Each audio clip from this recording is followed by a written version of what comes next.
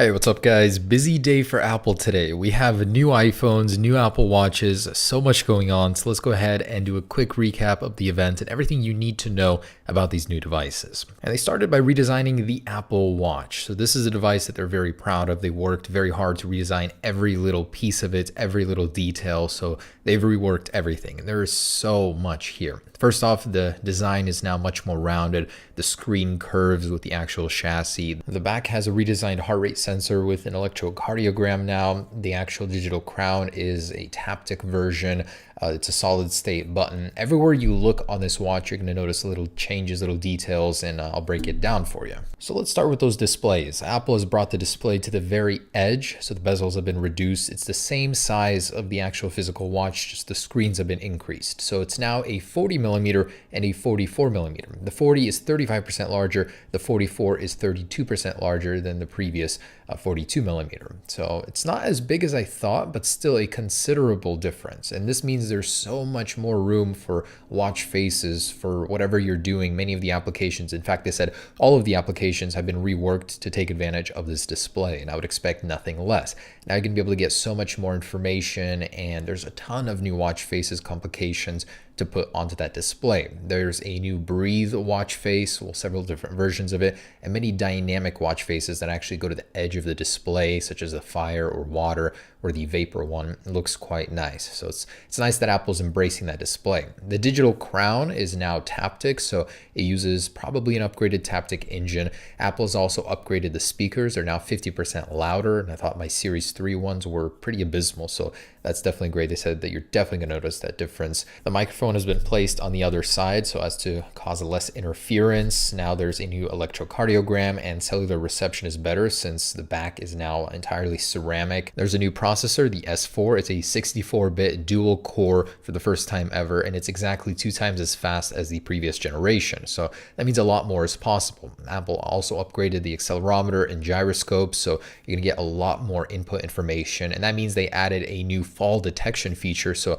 if you fall and you don't respond, it automatically calls emergency services. Kind of nice, I guess. The back has an electrocardiogram, which when you touch the actual digital crown, it'll send pulses through your body and then measure your heart rhythm. And it can detect if you have atrial fibrillation. It's been FDA approved. So this is the first time ever that anyone, a consumer, can actually measure this. It's kind of amazing. So that was a rumor, turned out to be true, and it could actually save potentially lives in the future. The back looks very, very Android-like, very futuristic. They've redesigned it completely. I really like it. So this is probably my favorite product from what they've announced today. Seriously awesome. All right, so in a nutshell, a redesigned Apple Watch, larger display, slightly better battery life, well, actually equivalent to the Series 3. You're still going to get 18 hours of battery life. The battery life does get better during outdoor workouts. It's up to 6 hours now, and in general, it's just such a beautiful product. There are a lot more finishes than we anticipated. So there are 3 in aluminum, 3 in a stainless steel,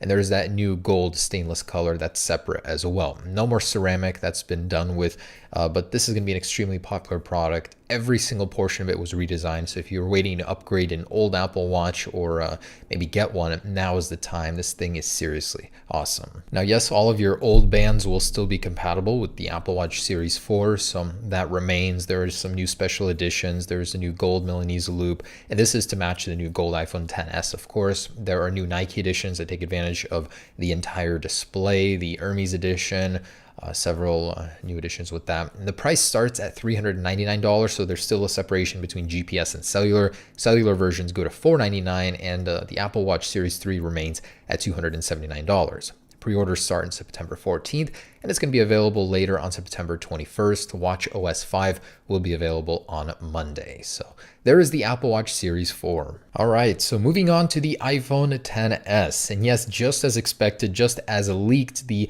iPhone XS has that new space bubble wallpaper look. It's gold, it has the new gold color. Apple calls it their most beautiful color ever. It's the most advanced iPhone they've ever created, as they called it. And of course, they wouldn't say anything else. Interesting points is that it's the most durable glass on an iPhone ever. cover, so that should be interesting to test. It's now IP68 water resistant, up to 2 meters for 30 minutes. They've got a new Super Retina display, and don't let that name fool you. It's still the same resolution and all. The only difference is that the contrast ratio has gotten, as they say, 60% greater, or I mean the dynamic range on the iPhone 10. So it is going to be a better picture overall, but it's mostly marketing here. We will have to see the verdict once they're in hand though. The iPhone XS Max though is the biggest difference. That's a 6.5-inch display. It will have the software features when going into horizontal, very similar with the iPads.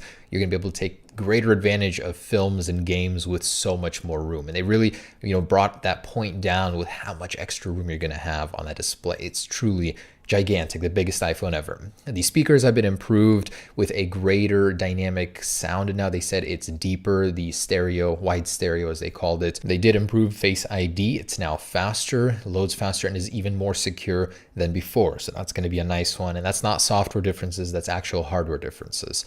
The Apple A12, what a monster. 6.9 billion transistors.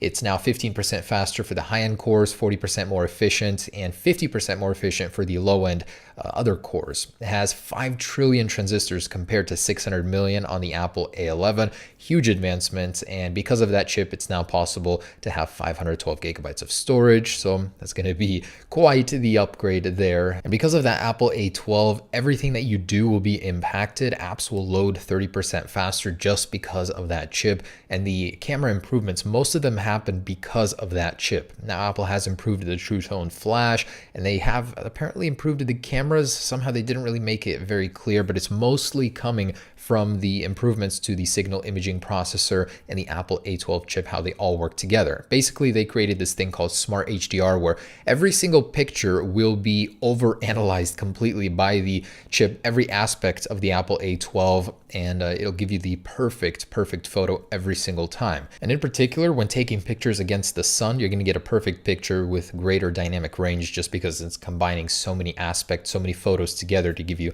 the perfect one. Video gets greatly improved as well, but before I get into that, I wanted to mention the bokeh. So you can actually change the blur in the background in real time after taking the photo. And they say this is the first time you can ever do it to this level ever. And this is like real bokeh change. Apparently Samsung has something like this. They didn't address that at all.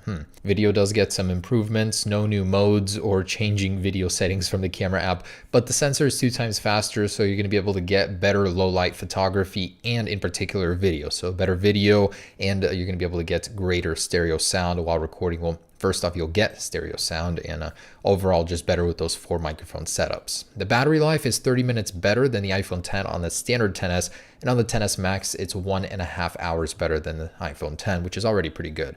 The LTE modem is now gigabit, and it has even more support for roaming worldwide. There is the dual SIM technology. Every phone but in China will have an eSIM, so you'll be able to go to your carrier, these listed, get an eSIM set up, and then have a physical SIM card for a different number. If you're in China, you'll actually get that new SIM card tray that was leaked with both sides. You can put a different physical SIM on it. So in a nutshell, louder, faster, better screens. The Apple A12 is everywhere, basically. It helps with mostly everything. It's going to be much faster, but not as crazy big of an upgrade over the 10 as I had thought. I thought that we might have seen promotion, but still, it's going to be the most durable, fastest, best camera phone ever. And just when I thought that they weren't going to announce this at the event, Apple did go ahead and show us the iPhone 10R, a name that still mystifies me. I don't know what it means. It didn't explain what the R means.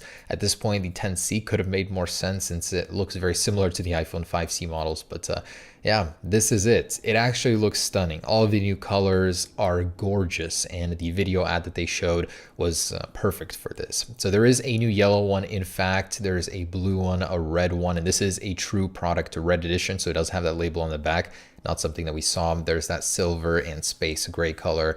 And overall, I definitely do like how they made it look and how they're going to be selling it. So this is a budget end iPhone. Don't get that wrong. There is a lot that's been downgraded from the iPhone XS models, but you're still getting so much for your money. First off, this is an LCD, the most advanced LCD they've ever made. They're calling it liquid retina. They had to work extensively to make it curve and to make everything accurate. The resolution is a little bit disappointing, but still coming in at 326 pixels per inch. It does get a lot of the cool iPhone 10 features, such as the swipe up, the interface itself, tap to wake, which kind of surprised me. That's awesome that they added that. It does have the same second generation Face ID. It does have the Apple A12 chip, so you're getting the full potential there. And the camera itself, even though it's a single sensor, it's still very, very capable. It's the same single sensor, the wide angle one from the iPhone XS, and you're still going to get that portrait lighting and portrait photography mode, as well as that advanced bokeh control. So all of the features on the iPhone XS, you're still going to get here, and it's mostly all digital software based, but still you're getting the same effect. That is awesome. Battery life is still, it's better, an hour and a half over the iPhone 8 Plus, so you're getting a lot for your money here. The most surprising thing is though that this thing does not have 3D touch. Instead, you're having haptic touch. So when you long press on something, you're going to feel a haptic press similar to 3D touch, but this doesn't have it. This is taking a step towards a 3D touch-less iPhone future, and I certainly do see that being reduced or removed in the future. And there it is, the quick recap of these devices. Now, as for actual order dates, you'll be able to pre-order it on this Friday, September 14th, and receive it on September 21st. That's the in-hand street date. So what do you guys think? Personally, I do like them. I'm going to be getting the iPhone XS Max. The XR, I think, is going to be an extremely popular device, as it's going to be priced at $749, which is very competitive, and it goes up to 256 gigabytes. It'll have 3 storage tiers at 64, 128, and 256. So surprising choice there. The iPhone XS models will start at $999, XS Max at $1,099. And there are those new iPhones. I'm going to be doing a full comparison here later today. Peace.